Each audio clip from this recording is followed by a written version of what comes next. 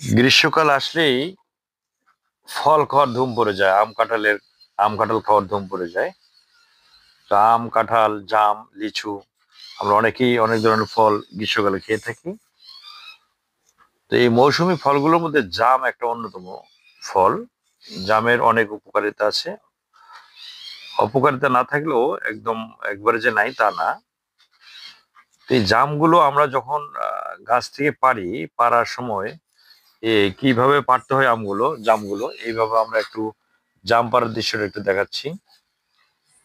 জাম পাড়তে গেলে এখন যে জালটা আমরা পেতেছি, এখন যে নেটটা আছে, এই নেটে কিন্তু দুই পার্ট করা, এই কারণে মাঝখানে একটা গ্যাপ আছে। এই কারণে জামগুলো মাঝখান দিয়ে পড়ে যাচ্ছে নিচে। আর নিচে পড়ে গেলেই জামগুলো কিন্তু ময়লা হয়ে যাচ্ছে, ফেটে যাওয়ার পরে ওখানে বালু ঢুকে যায়। আর বালু ঢুকে এই বালুটা সহজে কিন্তু বের হয় না, ধুলেই কিন্তু এটা স্বাদটা চলে যায়। সে কারণে জাম গাছ থেকে পাড়ার সময় যাতে করে মাটিতে না পড়ে, ফেটে না যায়, সেদিকে একটু খেয়াল রাখতে হবে। এই জন্য গাছের নিচে একদম সুন্দর করে গোল করে একটা, যেদিকে ডালটা আছে গাছের ডাল, সেখানে গোল করে একটা নেট দিতে হবে, বড় করে একটা নেট দিতে হবে। নেট যদি তাৎক্ষণিক না পাওয়া যায়, সেক্ষেত্রে পুরাতন কাপড় দিয়ে আমরা একটু রাখতে পারি। তাতে হবে কি, ওই জামগুলো আর মাটিতে পড়বে না। মাটিতে না পড়লেই জামগুলো একটু সুন্দর থাকে, পরিচ্ছন্ন থাকে।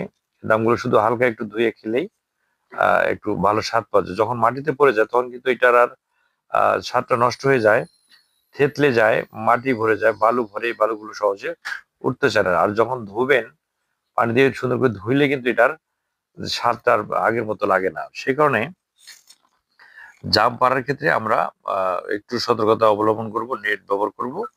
আর যদি ছোট গাছ হয়, নিচু গাছ হয়, সেক্ষেত্রে আমরা গাছের ডালগুলো টেনে টেনে ব্যাগ একটা সাথে নিয়ে আমরা গাছের মূল ডালে পা রেখে সুন্দর করে আমরা টেনে টেনে জামগুলো হাত দিয়ে ধরে ধরে পাখাগুলো বেছে বেছে আমরা ব্যাগের মধ্যে নিতে পারি।